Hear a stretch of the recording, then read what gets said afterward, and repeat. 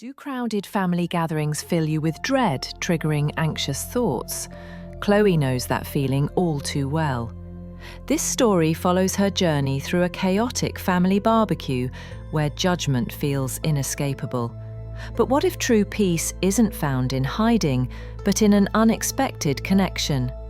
Discover how Chloe transforms her fear, finding strength in her own quiet corner.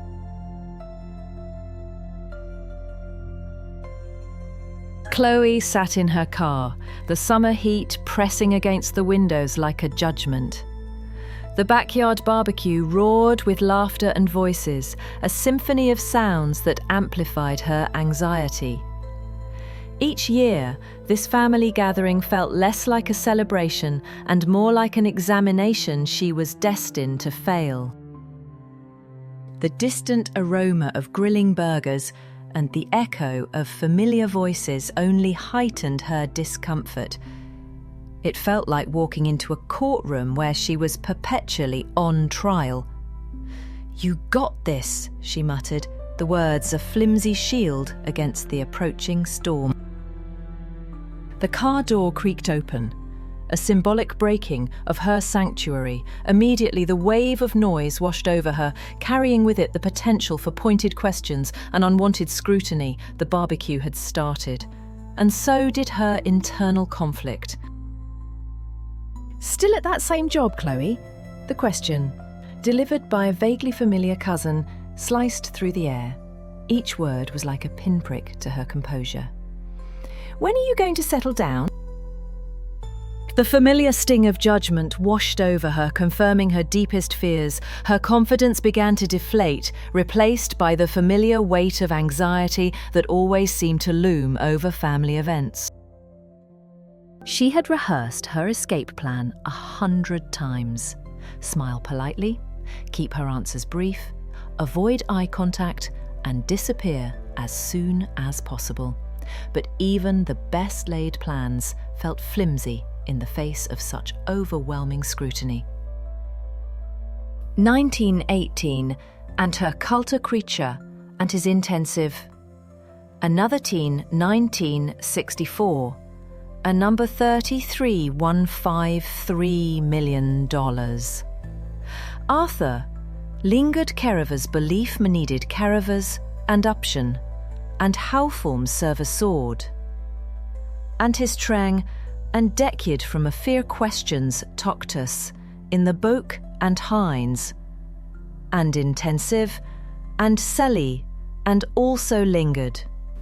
The loud chatter and the bustle of the crowd intensified her panic. It wasn't just the noise, but the underlying expectation to be someone she wasn't. Where was the escape in the crowd? Scanning the sea of faces, Chloe desperately searched for a friendly harbour. Her usual refuge was the bathroom, a sanctuary where endless scrolling could momentarily numb the pressure. Just then, her eyes landed on Uncle Mike. His reputation for blunt advice preceded him, a human landmine guaranteed to detonate her fragile composure. Her heart rate picked up. But something about this year felt different. An inexplicable resistance arose within her, a refusal to succumb to the familiar pattern of avoidance, a seed of defiance planted.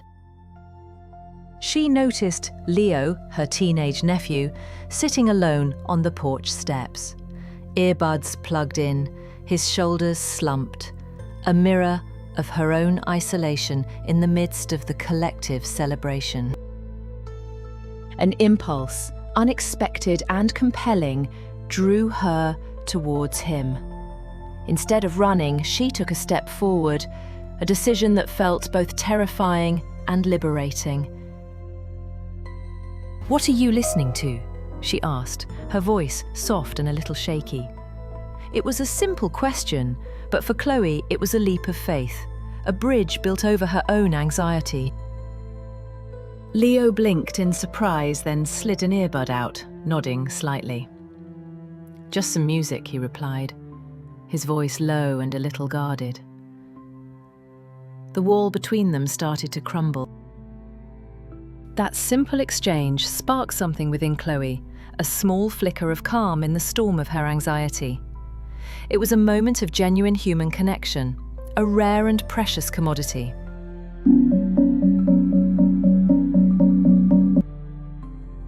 They talked about favourite bands, new video games, the overwhelming pressure of school. 15 minutes slipped by, without judgment, without scrutiny, without pointed questions. For the first time that evening, Chloe wasn't the family disappointment. She was just Chloe, sharing a moment with Leo, finding comfort in genuine understanding. The noise of the party receded into the background, replaced by the quiet warmth of their shared experience. It was a small oasis in the desert of family expectations. When their conversation ended, Chloe realized the anxiety was still there, lurking beneath the surface, but it no longer held the same power, no longer dictated her every move. Instead of drowning in it or hiding from it, she had built a small, quiet corner of peace amidst the chaos. A sanctuary found in connection. In connecting with Leo, she discovered a new way to survive family gatherings, not by avoiding people, but by seeking out those little islands of real human connection. As the sun began to dip below the horizon, casting long shadows across the yard, Chloe felt a sense of calm she hadn't expected. Maybe she couldn't change the questions or the crowd, but she could change how she faced them. The power was within her. And that made all the difference.